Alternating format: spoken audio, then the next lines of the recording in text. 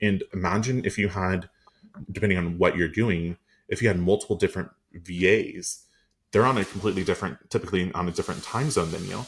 So what if you had one VA that is working your timeline? And then what if you had, like, as far as your 8 to 5 in your time zone, Right. and then you had the next VA work their time zone? You're now working almost 24 hours around the clock, Which you can't do yourself. and you can't do that all by yourself. So how much more effective and efficient are you going to be if you are going to structure it that way? And when you get in the morning, here's all everything queued up for you of what you need to be doing, because somebody now is queuing that over for you. I think it's a Mhm. beautiful way to be extremely efficient. Welcome to the Leading Lane podcast for real estate pros by real estate pros with your hosts, Ashley Frederick and Stephen Birch.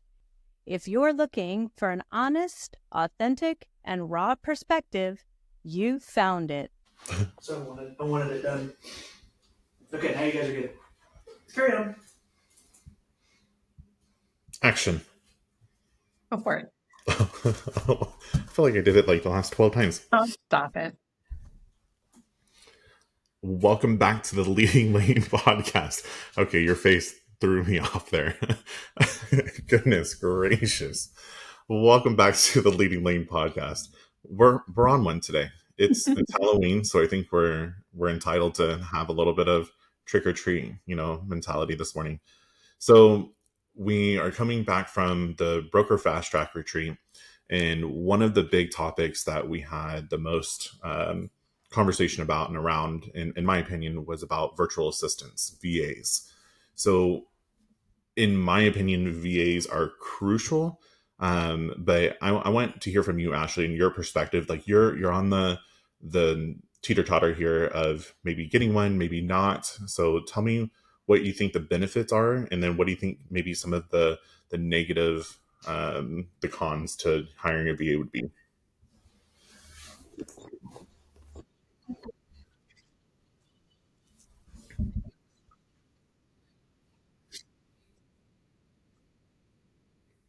I think that it's a matter of letting someone who isn't physically like by you Mm-hmm. into your files. I think a lot of people struggle with that, like sharing all this private information to someone that might be halfway across the world. But like through listening at the broker fast track, obviously listening to you as well, know that you have two, four, how many We virtual? have 3 VAs. We have two on Three. the real estate side, and then one on the leading lane Leading side. lane side. So I mean, right, I can see it from your standpoint. I've actually, had contact with our virtual assistant on the leading lane side. So I totally understand that. She does a great job. But I think that people struggle with just not being in person and giving up control at the end of the day. Because if we're in real estate, we're probably a control freak of some sort. So what do you think are some of like the just easiest tasks that a VA takes off of someone's plate? Well, really, and I have to say, first start out, like when I first hired a VA, I was like, I don't really know what I would be able to give them. Like, they're not here. So I was one of those people. But really now it's like, what can I give them? Like, I'm going to throw it over to them. I want to be able to challenge them. We have a really good group of VAs and they want to help. And so they're looking to advance as well. So I think it's having that open communication and dialogue with them. But the first thing that I was able to get off my plate was reports. I would pull a report every single morning and check to see what pendings we have, making sure everything is closing on time, all of those kind of fun, tedious things. Super important, but I didn't need to spend 20 minutes of my morning going through these reports and compiling it. So what I first did was like, hey, I need you to do these reports. And what I learned was like, I said, get it to me whenever you can. Well, because of the time difference and expectations and everything else, like really I didn't want it whenever they could. I really wanted it first thing in the morning because that's what I was used to. So I had to change the way that I started delegating these different tasks and say, are you able to get it to me by 9 a.m.? And so I had to look at my schedule of what is my routine. And so when I get that now report by 9 a.m., I can continue to move forward, and I just saved myself the 20 minutes. And Mm-hmm. 20 minutes, like that doesn't seem like a long time. Over time.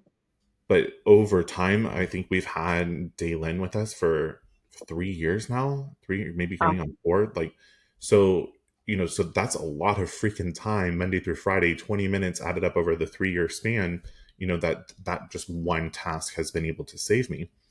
So then as we So I have a started, question though with that. yeah, yeah. So like how do they know how to do the report? Like, are you spending, how much time are you spending? Are you doing tangos? Like, how do they actually start to understand how to do these? Yeah. So at first, I didn't have any tools other than Zoom because obviously they're Okay. not there with me. So what I would do if it was somebody boots on the ground in person, I would say, "Here, sit next to me. Let me show you how to do this," and then kind of just remember. You're hoping that they would remember and comprehend exactly how I wanted it. So with a virtual assistant, I first just did a Zoom, recorded the call, and then now they have the reference point. And that's kind of when my like aha moment started to happen is, okay, yes, I can sit here and I can train and I have all of these videos, but I don't have them organized in a fashion that what happens if I hire another VA and, in which we did. And now it's her job to, teach the next VA in line of what their roles and responsibilities are. So now it's all about, yes, the recordings and doing screen share and everything else and, having the Zoom call, but we use Tango. It's tango.us, which is instead of doing screenshot by screenshot, and then cropping it down, throwing it into a PowerPoint, trying to type all of this out, it basically does all of that for you.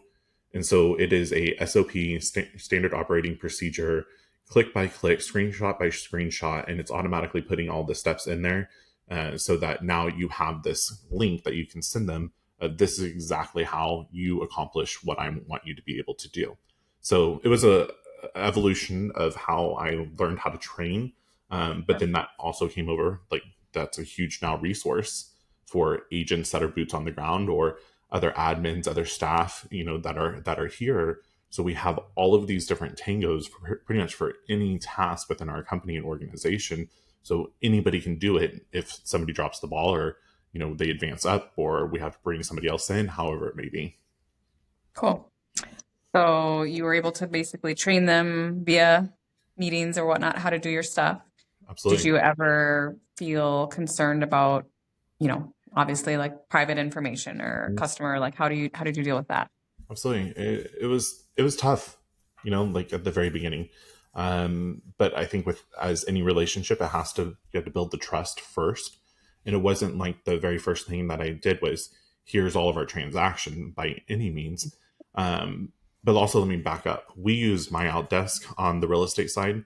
And so they go through their extensive process on being able to hire and go through the process of making sure that these are good, legitimate people. They Do they provide, try to kind of like match? Like, do you give them what you're yeah, looking for and then, okay. they help you through the hiring process. They go through and see exactly what you're looking for. And one of the things that I wanted is actually somebody that has never been in real estate, because in my mind, I would much rather teach somebody the different skill set that I'm looking for versus them coming in and saying, "Oh, well, my previous place, this is what we did, and this is how they did it." And so, in trying to adjust that, I was more after making sure that the person knew exactly what my goals were. They were aligned with that, the vision of where I was going. They had a good personality. They understood, that sometimes I don't communicate the best, and sometimes I kind of expect you to read my mind, so I need the feedback from them. And I needed somebody that was not afraid to be able to articulate that to me. And so, making sure that the personality match was there over the skill set of was there. So yes, so that the company that I hired to help me then make this choice with the VA, I think that's super important. Making sure that there's protection there as well. And then from there, as I started giving these little tasks, these reporting, I eventually opened up my email to Daylin so she can monitor my email to make sure that I'm not missing anything, so I don't have to be hyper focused on it. And then eventually, I saw the opportunity to be able to take some of the tasks off of Kim, our director of operations, which was doing all the compliance and file work and everything. So I was like, okay, is this an opportunity that, Daylin has mastered these things that I needed? Now, what can I get off of Kim's plate so now I can throw those more higher level tasks that Kim can do versus handing them over to a VA. So we kind of So restructured. Go ahead. how many hours did you like? What was the average of the VA? Like, did she work like 4 hours to start with? Now she's full time. Like, how No, did that work? I hired her full time Okay. from the very get go, because in my mind, like I I knew that there was enough time or enough tasks to be able to fill up the full 40 for the entire week, but I needed to challenge myself that if I'm going to make this investment into somebody, into this and to scale the company, that I needed to push myself in making sure I got as many tasks as off of my plate. So So what is the like? What would someone expect to pay to have a VA roughly? I know that it really varies in what what their skill set is, but I think we're anywhere between like $5 to $9 an hour right now with our VAs. Well, and Uh, I think where that's important, and correct me if I'm wrong, is that when you look at how either as a real estate agent or as a broker, how you're spending your time, mhm, is your time worth doing reports, right. going through your emails versus, Mhm, prospecting boots correct. on the ground elsewhere. So if you're looking to spend whatever it might be, $10 to $20 an hour, Mhm, same thing. Like what's right. more important, going through your emails or having that taken care of by someone so you can spend more time in your brokerage or with your clients? Absolutely. And the way that we have systemized this is that, because Kim is over the VAs, and so Kim is trained, and so therefore they are trained. And if there's an escalation, if there's an issue, it doesn't go directly to me. So it goes from VA number one, VA number two, up to Kim, right? And then if there's any sort of issues or if it's outside of Kim's realm, then it goes to Ryan to be able, since he's the supervising broker. And then Ryan will actually pull me in. But that's over that 3 or 4 year span of how we've added people, and because I did not want to be the direct person for every single little question. So it's making sure that we categorized exactly what the roles and responsibilities are, and then created that hierarchy and communication plan to ensure that it is followed every single time. And then as things escalate, or as there's the continuous, questions, or maybe Kim will recognize that there's repeat issues that are happening. Well, it may not be issues with the VA directly, but now we can identify the training opportunities for our agents, so we can see, hey, we need to actually train on XYZ because we're seeing this repeat offender or repeat issue across the board, which then I think helps create our critical thinking agents, which then increases our production and productivity right there. So as long as it's, I think, in a systematic manner of understanding that the goal is to get the tedious tasks but important off of your plate, empowering your team to be able to work and maximize to their maximum strength, and giving those weakness opportunities over to somebody else so that you can be maximizing the time and get that return on investment, because time is money in any business. Right. I think that there's like two methods, that you use that I think could be good as far as people finding those maybe two or three ways. Mhm. But one is just the simple like shit that irritates me list. Yeah, yeah. That was a Which big I'm hit. having everyone fill out like next week, so I can't wait for that. Yeah. Um, the other one is the adore, right? Mhm. So what does that look like, which we can talk about in a minute. And then the quadrants, like we've talked about, right? So like if you're like what are you worth? What do you think you're worth per Mhm. hour? And if it's, one, which is more like admin work, like what can you fill in the admin work that removes it off of your plate? And sometimes you have to sit down. I remember I did the exercise and I was just writing down like what I did like all day long, like Yep. respond to email, update loop, whatever that might be. And then I was like, okay, like this stuff is just not worth my time when I could be out going to look at a property. Right.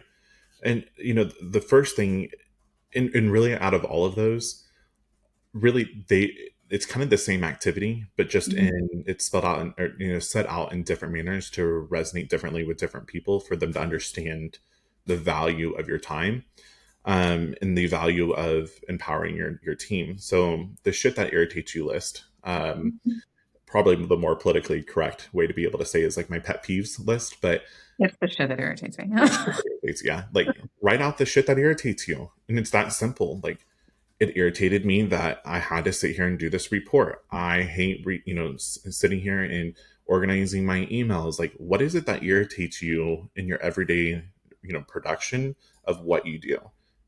And I think it's a real challenge, and especially when you start making a list of things that you're actually doing, for people to slow their brains down to realize that, yeah, it's not that hard to check your email or monitor your email or monitor your calendar.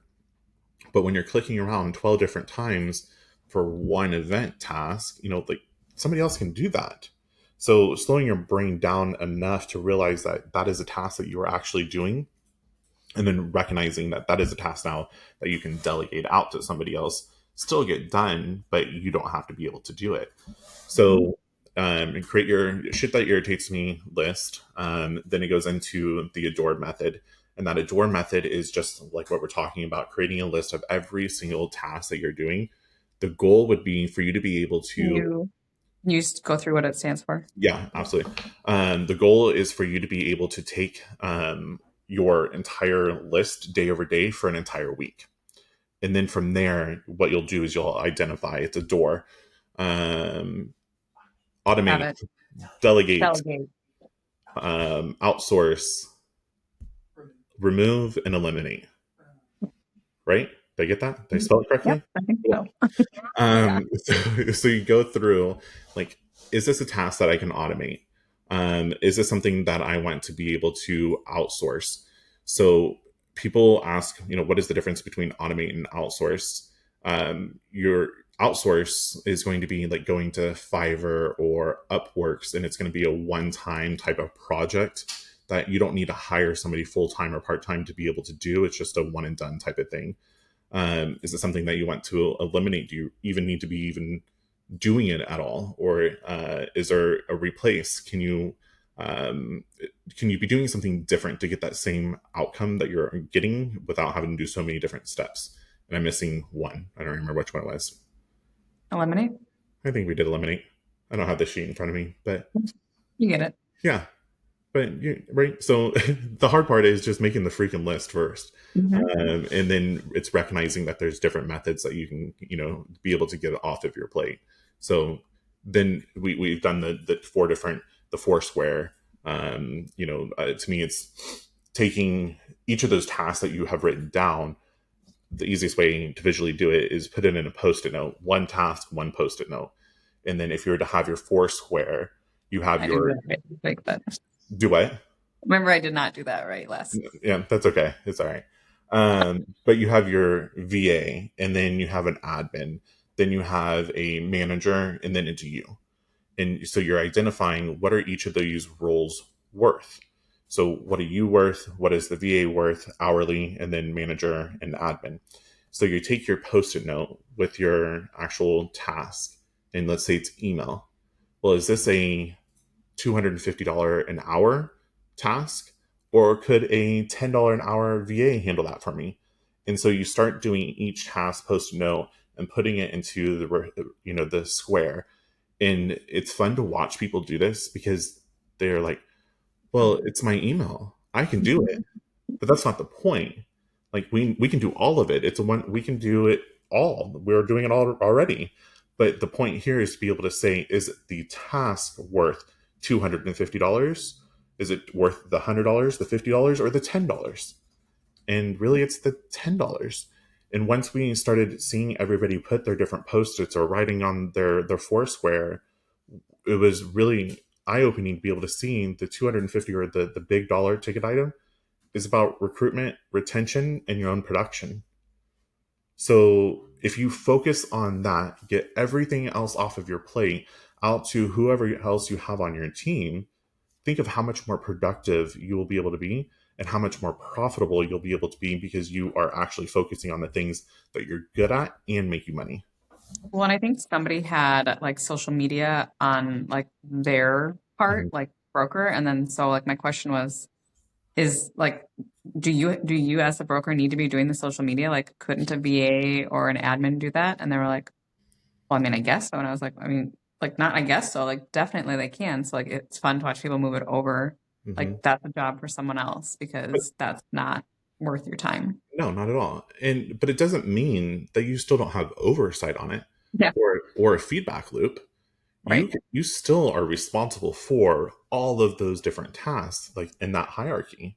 Everything still trickles up to you and your ultimately responsibility. That's why it's making sure that you're training properly, that they have the resources available at their fingertips so they can refer back to, and they're comprehending exactly what you're wanting, and you're clearly articulating your expectations to them. Mhm. And so, yes, the VA can do the social media for you, and you may put it into a process where maybe the manager can do, a proofread. And if you want to have the final say all for the first, month or whatever, you have an approval process. Yeah. But it doesn't mean you have to sit there, design, create the caption, get the hashtags together. Like, honestly, when you start getting an effective team that is extremely efficient, more than likely they're going to be scheduling your future out for you, that where we're doing, or I used to do it day by day, to where now we have a year in advance of all of our social media already scheduled out, and we don't even have to touch it, and I still get to oversee it. I don't do an approval process because now we have Sky that does all of the making sure everything is branding and guideline compliant. Yeah. So it's VAs, they're so powerful because I think it gives you the aha moment of, even the people that you have boots on the ground shouldn't be doing the things that they probably are doing. You can utilize your resources and you can create a team, and the team doesn't have to be there sitting with you. And I think probably too, like with COVID and the pandemic, not actually having to have everybody right there with you has Mhm. opened up even more of a um, an understanding of how important it is that you can delegate and communicate with your team. And imagine if you had, depending on what you're doing, if you had multiple different VAs, they're on a completely different, typically on a different time zone than you. So what if you had one VA that is working your timeline, and then what if you had, like, as far as your 8 to 5 in your time zone, Right. and then you had the next VA work their time zone?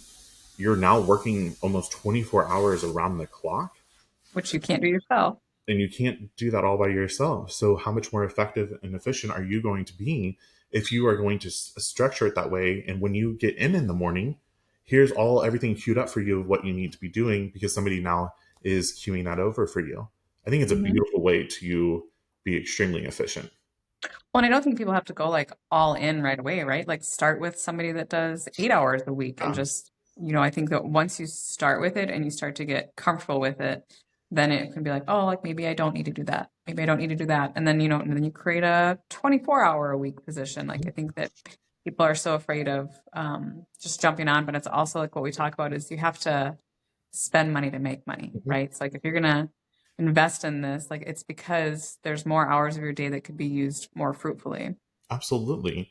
And it's a learning curve too. You're not, like, in my opinion, you're not going to slam dunk this the first time. And I think if you have that open communication with your VA, they know that as well. But typically your VAs have worked for other people and other companies. So you can let them know, like, I need that feedback. It's crucial for me because I want to make sure you're happy. Because how do you now make sure that you have an employee that is overseas or across wherever they're located, to make sure that they're still enjoying work? So you still have to have those touch points. And you know, I ask the question all the time to them, probably about once a quarter. Give me a, for 100% scale, where are you at out of that 100% with your workload? Like, I don't want you to tell me 100%, because if you're at 100%, that's too much. I'm not trying to. I want to make sure that you are still having some freedom and flexibility to be creative and everything else. So where are you at? Like, how happy are you? The grade scale, A to F, right? Like, Mhm. I want to know, and I'm asking these questions to ensure that um, they're taken care of. And I think it means so much to them, and especially the way that we run our company, as you know, like, we care about our people, and so we want to make sure that we're incentivizing them properly, giving them raises, still giving them bonuses. When the holidays come through, like, I want to make sure that they know that I value them and I respect them, and it creates this bond, even though that you've never met them face to face in person, that now they have the loyalty and want to make sure that they are there working for you and with you and being a part of your journey. Yeah, I mean, I think that you bring up all valid points. I think it's always, it's just new to some people, so they, are obviously more aware or scared to kind of take the leap. But I think that it's definitely, as things continue to change and as we are very legal type of industry, it's great to have someone that can take some of those little things off so you can spend time on that. So I would definitely encourage anyone that's listening to at least reach out. Like I said, you could dip your toes in the water, kind of see what it feels like, but you can also definitely reach out to us for further information or to see where we're getting them all from. Absolutely. Great. Thanks for the input. Tune in next time. Appreciate you guys. If you've enjoyed today's episode, please like, subscribe, and share with others. Stay connected for more genuine insights and strategies to boost your real estate career on Facebook or check out our website. We'll see you next time.